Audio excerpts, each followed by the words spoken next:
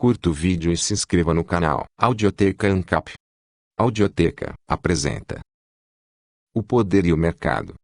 Murray Newton Rothbard. Serviços de defesa no livre mercado. Os economistas se referiram inúmeras vezes ao livre mercado como um arranjo social de trocas voluntárias de bens e serviços. Contudo, apesar desse tratamento pomposo, tal análise desconsidera as implicações mais profundas da livre troca. Deste modo, o fato da livre troca significar troca de títulos de propriedade tem sido negligenciado e, portanto, o economista é obrigado a averiguar as condições e a natureza do título de propriedade que poderia ser obtido em uma sociedade livre. Se sociedade livre significar um mundo em que ninguém agride a pessoa ou a propriedade de outrem, então isso sugere uma sociedade na qual cada indivíduo tem absoluto direito de propriedade sobre si, e sobre os recursos naturais, antes sem dono, que descobrir e transformar pelo trabalho, e então, dá-los ou trocá-los com outros indivíduos. Um sólido direito de propriedade sobre a própria pessoa e os recursos naturais que descobrir, transformar, dar ou trocar leva à estrutura de propriedade encontrada no capitalismo de livre mercado. Assim, um economista não pode analisar por completo a estrutura de troca do livre mercado sem estabelecer a teoria dos direitos de propriedade, da justiça que há na propriedade, que teria de prevalecer numa sociedade de livre mercado. Na análise do livre mercado em Man, Economy and State, Homem, Economia e Estado, partimos do pressuposto de que não há invasão de propriedade, seja porque todos evitam voluntariamente tal agressão, seja porque qualquer método de defesa compulsório que exista no livre mercado é suficiente para impedir tal agressão. Contudo, os economistas têm admitido, quase invariável e paradoxalmente, que o mercado só pode ser mantido livre via ações invasivas e não voluntárias, em suma, por instituições governamentais fora do âmbito do mercado. A oferta de serviços de defesa pelo livre mercado significaria manter o axioma da sociedade livre, ou seja, que não haja uso de força física, exceto ao se defender daqueles que usam de força para invadir uma propriedade ou atacar algum indivíduo. Isto sugeriria a completa ausência de um aparato estatal ou de um governo, visto que o Estado, ao contrário de outros indivíduos e instituições da sociedade, obtém sua receita não por trocas livremente firmadas, mas por meio de um sistema de coerção unilateral chamado de tributação. O sistema de defesa em uma sociedade livre, incluindo os serviços de defesa para o indivíduo e a propriedade, tais como proteção policial e veredictos judiciais, deveria ser, portanto, fornecida por pessoas ou empresas que, a. obtiveram suas receitas de maneira voluntária, não coercitivamente, e, b. que não se apropriam, como o Estado faz, do monopólio compulsório de proteção policial e judiciária. Apenas tal provisão libertária de serviço de defesa seria consoante com o livre mercado e uma sociedade livre. Portanto, as empresas de defesa deveriam ser tão livremente competitivas e não coercitivas contra os não invasores quanto todos os outros fornecedores de bens e serviços no livre mercado.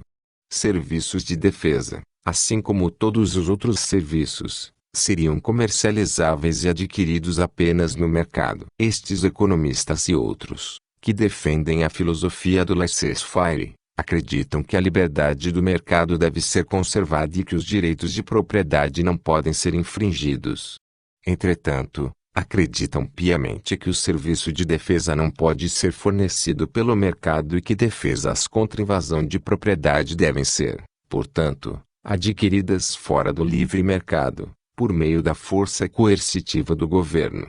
Com esse argumento, caem em uma contradição insolúvel, visto que aprovam e advogam a maciça invasão de propriedade pelo mesmo órgão, governo, que deveria proteger as pessoas da invasão. Visto que um governo laissez-faire teria de, necessariamente, apoderar-se das receitas, fazendo uso de uma invasão de propriedade chamada de taxação, e arrogar a si o monopólio compulsório de serviços de defesa sobre uma área territorial arbitrariamente designada. Os teóricos do laissez-faire, que neste particular são seguidos por quase todos os demais escritores, tentam se redimir dessa contradição evidente afirmando que um serviço de defesa totalmente baseado no livre mercado não poderia existir e, portanto, aqueles que têm em alta estima uma vigorosa defesa da violência, deveriam recorrer ao Estado, apesar de seu desastroso registro histórico como o maior de todos os instrumentos de violência invasiva, um mal necessário para a proteção do indivíduo e da propriedade. Os adeptos do laissez-faire objetam de várias maneiras a ideia da defesa ser adquirida no livre mercado. Uma dessas objeções considera que, já que um livre mercado de trocas pressupõe um sistema de direitos de propriedade, portanto, o Estado é necessário para definir e alocar a estrutura de tais direitos. Todavia vimos que os princípios de uma sociedade livre realmente encerram uma teoria muito bem definida de direitos de propriedade, a saber, o direito à propriedade do indivíduo sobre si e sobre os recursos naturais descobertos e transformados pelo seu trabalho. Portanto, não é preciso de Estado ou órgão público contrário ao mercado para definir ou alocar direitos de propriedade. Isso pode ser feito pelo uso da razão e pelos próprios processos de mercado. Qualquer outra alocação ou definição seria completamente arbitrária e contrária aos princípios da sociedade livre. Uma doutrina semelhante afirma que a defesa deve ser oferecida pelo Estado por razão do incomparável status da defesa como pré-condição necessária para a atividade de mercado, sem a qual a economia de mercado não poderia existir. No entanto, esse argumento é uma falácia lógica. Foi essa falácia dos economistas clássicos ao considerarem bens e serviços em termos de grandes categorias. Ao contrário, os economistas modernos demonstraram que os serviços devem ser considerados em termos de unidades marginais, já que todas as ações no mercado são marginais.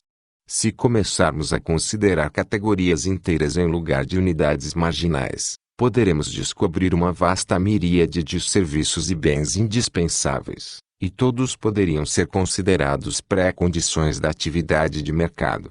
Não seriam vitais terras, alimento, roupas ou um lugar de abrigo para todos. Pode um mercado subsistir por longo tempo sem isso? E quanto ao papel moeda, que se tornou um requisito básico para a atividade de mercado na complexa economia moderna? Será que todos esses bens e serviços deveriam então ser fornecidos pelo Estado e somente por ele? Os adeptos do laissez-faire também afirmam que deve haver um único monopólio compulsório de coerção e de tomada de decisão na sociedade. Por exemplo, um Supremo Tribunal para proferir as decisões finais incontestáveis. Contudo, falham ao não reconhecer que o mundo viveu bem durante toda a existência, sem um único e supremo tomador de decisões em toda a face habitada da Terra. Os argentinos, por exemplo, vivem em um estado de anarquia, de desgoverno, em relação aos cidadãos do Uruguai, ou do Sri Lanka e, ainda assim, os cidadãos desses ou de outros países vivem e comercializam uns com os outros sem entrar em conflitos legais insolúveis, apesar da ausência de um legislador governamental comum.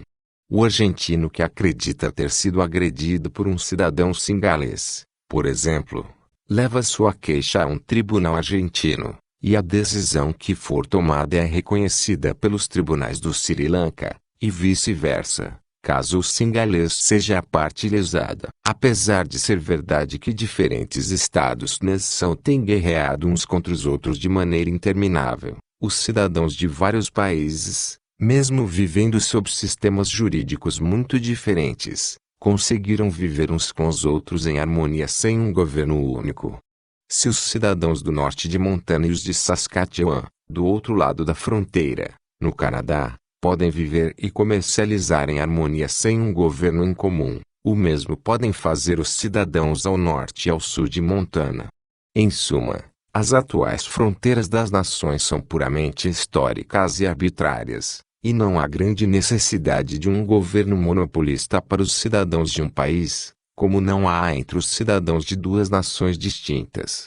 O mais curioso, a propósito, é que os adeptos do laissez-faire deveriam, pela lógica de suas posturas, crer ardorosamente em um governo mundial unificado, de modo que ninguém venha a viver em um estado de anarquia se comparado aos demais. Mas, em geral, não acreditam nisso.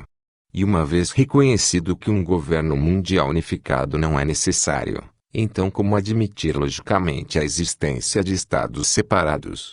Se o Canadá e os Estados Unidos podem ser nações separadas sem serem proclamados estados de anarquia intolerável, por que o Sul não poderia se separar dos Estados Unidos? E o estado de Nova York da Federação? A cidade de Nova York do estado? Porque Manhattan não poderia se separar dos Estados Unidos? E cada bairro? E cada quarteirão? E cada casa? E cada pessoa? Mas, é claro, se cada indivíduo se separasse do governo, teríamos chegado praticamente à sociedade livre em estado puro, em que a defesa, juntamente com todos os demais serviços, é oferecido pelo livre mercado e o Estado, teria deixado de existir. O papel dos judiciários livremente competitivos foi, de fato, muito mais importante na história ocidental do que normalmente é reconhecido. O direito comercial, o direito marítimo e muito do direito consuetudinário começaram a ser desenvolvidos por árbitros particulares concorrentes, que eram procurados por litigantes devido aos conhecimentos que tinham de determinadas áreas legais. As feiras de Champagne, os grandes mercados de comércio internacional de Idade Média possuíam tribunais livremente competitivos, e as pessoas podiam escolher aqueles que consideravam os mais cuidadosos e eficientes. Vamos, então, examinar, em detalhes, como seria um sistema de defesa em um livre mercado. Devemos compreender que é impossível projetar, antecipadamente, as condições institucionais de qualquer mercado, assim como seria impossível, há 50 anos, prever a estrutura exata que a indústria da televisão tem hoje. Contudo, podemos postular alguns dos arranjos de um sistema livremente competitivo e comercializável de serviços policiais e judiciários. Muito provavelmente, tais serviços seriam vendidos antecipadamente por assinatura, com prêmios pagos de modo regular e serviços oferecidos sob demanda. Sem dúvida, surgiria muitos competidores, cada qual tentando ganhar fama pela eficiência e pela probidade para, assim, conquistar um mercado consumidor para os serviços. Naturalmente é possível que em algumas áreas um único agente supere todos os outros, mas isso não parece provável quando consideramos que não existe monopólio territorial e que empresas eficientes seriam capazes de abrir filiais em outras áreas geográficas. É possível também que serviços policiais e judiciários sejam fornecidos por companhias de seguro, pois lhe seria diretamente vantajoso reduzir ao máximo as ocorrências criminais. Uma objeção comum à viabilidade do serviço de proteção comercializável, não vamos tratar aqui do quanto é desejável, é a seguinte: suponhamos que Jones se torne membro da agência de defesa X, Smith agência de defesa Y.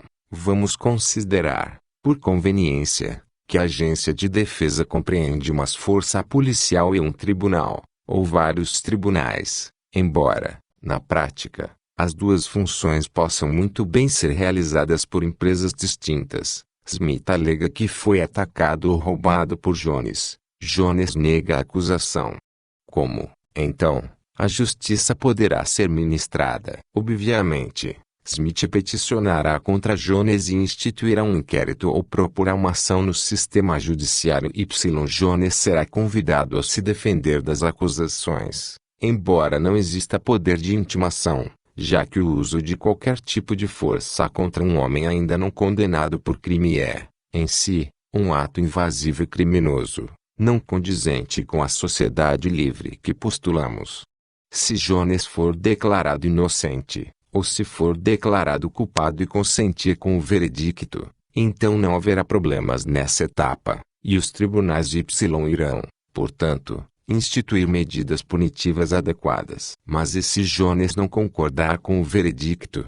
Nesse caso, ele pode levar o caso para seu sistema judiciário X, ou levá-lo diretamente para um dos tribunais recursais particulares concorrentes, o tipo de corte que, sem dúvida, surgirá em abundância no mercado para preencher a grande necessidade desses tribunais. Provavelmente haverá poucos sistemas de tribunais recursais, bem menos do que o número de tribunais de primeira instância, e cada uma dessas cortes de primeira instância irá se vangloriar de pertencer ao sistema de tribunais recursais tido como mais eficiente e íntegro. A decisão do tribunal recursal pode, então, ser considerada vinculativa pela sociedade. Na verdade, na codificação jurídica básica de uma sociedade livre, provavelmente haveria fixada alguma cláusula determinando que a decisão de qualquer um dos dois tribunais deve ser considerada obrigatória, ou seja, será o ponto a partir do qual o tribunal estará apto a tomar uma atitude contra o lado considerado culpado. Todo sistema jurídico precisa de algum tipo de ponto de corte acordado socialmente, um ponto em que o procedimento judicial cesse a iniciada a punição do criminoso. No entanto, não há necessidade de ser imposto um único e monopolístico Supremo Tribunal, e tal órgão muito menos pode existir em uma sociedade livre. E uma codificação jurídica libertária pode muito bem ter um ponto de corte em dois tribunais, já que sempre haverá duas partes em disputa, o autor e o réu. Outra objeção comum à viabilidade desse sistema de defesa baseado no livre mercado é a seguinte: será que uma ou mais agências de defesa seriam capazes de usar seu poder coercitivo para fins criminosos? Em suma, uma agência prestadora de serviços policiais privados não poderia usar sua força para agredir os demais? Ou não poderiam os tribunais privados conspirar decisões fraudulentas e assim agredir seus clientes e vítimas? É geralmente aceito que aqueles que postulam uma sociedade sem Estado são também ingênuos o bastante para crer que, em tal sociedade, todos os homens seriam bons e ninguém desejaria agredir o próximo. Não há necessidade de supor qualquer mudança mágica ou miraculosa no comportamento humano.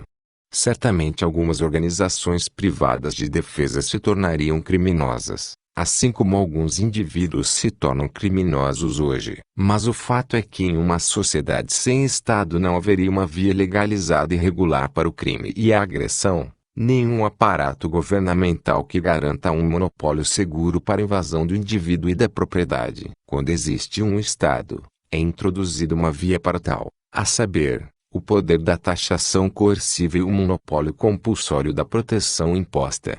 Em uma sociedade puramente de livre mercado, uma possível organização policial ou judiciária criminosa teria muita dificuldade em tomar o poder, já que não haveria um aparato estatal organizado que pudesse ser apoderado e usado como meio de comando.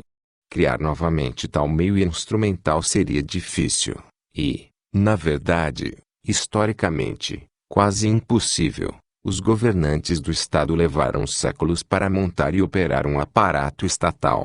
Ademais, uma sociedade sem Estado, puramente de livre mercado, haveria de ter embutido um sistema de freios e contrapesos que tornaria quase impossível o êxito de certos crimes organizados. Tem havido muita discussão sobre o sistema de freios e contrapesos nos Estados Unidos, mas, de qualquer modo, dificilmente os freios poderiam ser considerados como restrições, já que cada uma dessas instituições é um órgão do governo central e, no final das contas, do partido que está no governo. Os freios e contrapesos em uma sociedade sem Estado consistem justamente no livre mercado, ou seja, na existência de organizações policiais e judiciárias em livre competição, que poderiam rapidamente se mobilizar para derrubar qualquer organização fora da lei. É verdade que não há garantias absolutas de que uma sociedade puramente mercantil não venha a se tornar vítima do crime organizado. Todavia, o conceito apresentado é bem mais funcional do que a ideia verdadeiramente utópica de um governo rigorosamente limitado, uma ideia que nunca funcionou na história. E é muito compreensível, pois o monopólio da agressão e a ausência de freios de livre mercado inerentes à estrutura estatal, possibilitaram a destruição de quaisquer amarras que indivíduos bem-intencionados tentaram aplicar um governo limitado. E, por fim, o pior que poderia acontecer seria o restabelecimento do Estado. Já que o Estado é o que temos atualmente, Qualquer experimento de uma sociedade sem Estado não traria nenhuma perda e somente ganhos. Muitos economistas se opõem ao sistema de defesa comercializável, ao argumentarem que a defesa é parte da categoria dos chamados bens públicos, que só pode ser oferecida pelo Estado. Essa teoria falaciosa é refutada a Lewis e dois dos poucos economistas que admitiram a possibilidade de um sistema de defesa unicamente com base no livre mercado escreveram: se, então, os indivíduos estivessem dispostos a pagar um preço suficientemente alto, a proteção, a educação, o lazer, o exército, a marinha, os departamentos de polícia, as escolas e os parques poderiam ser fornecidos pela iniciativa individual, assim como comida, roupas e automóveis. Na verdade, Merlin Arolter e a rica Annette Allen subestimaram a capacidade da atividade individual oferecer esses serviços, pois um monopólio compulsório, que obtém receitas pelo uso da coerção generalizada, e não pelo pagamento voluntário dos clientes, está fadado a ser muito menos eficiente no suprimento desses mesmos serviços do que empresas privadas livremente competitivas. O preço pago seria um grande ganho para a sociedade e para os consumidores, em vez de ser um custo extra, imposto coercitivamente. Assim, um mercado verdadeiramente livre é totalmente incompatível com a existência de um Estado, uma instituição que, por si só, atreve-se a defender o indivíduo e a propriedade com base na coerção unilateral da propriedade privada, conhecida como taxação. No livre mercado, a defesa da violência seria um serviço, como outro qualquer, obtido de organizações privadas em competição livre. O restante dos problemas nessa área poderia ser facilmente resolvido, na prática, pelos processos de mercado, os mesmos processos que já solucionaram incontáveis problemas organizacionais de muito maior complexidade. Aqueles economistas defensores do laissez-faire e escritores que, passados e presentes, estancaram no ideal impossível e utópico de um governo limitado, estão presos em uma séria contradição interna. Esta contradição do laissez-faire foi lucidamente exposta pelo filósofo político britânico Albert Unibert, a deve compelir-me a cooperar com ele, ou vice-versa, mas, em qualquer caso, a cooperação não pode ser assegurada, como nos foi dito, a menos que, durante todo o tempo, uma parte esteja compelindo a outra parte a formar um Estado. Muito bem, mas então, o que aconteceu com o nosso sistema de individualismo?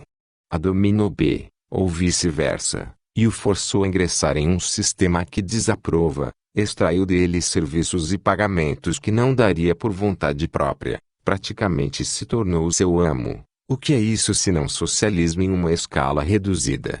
Acreditando, então, que o discernimento de cada indivíduo que não tenha agredido o próximo é supremo no que tange às próprias ações, e que essa é a pedra sobre a qual o individualismo repousa, nego que A e B possam ir até C e forçá-lo a formar um Estado e arrancar dele certos pagamentos ou serviços em nome desse Estado, e vou mais além ao afirmar que, caso agisses dessa maneira, estarias, ao mesmo tempo, justificando o socialismo estatal.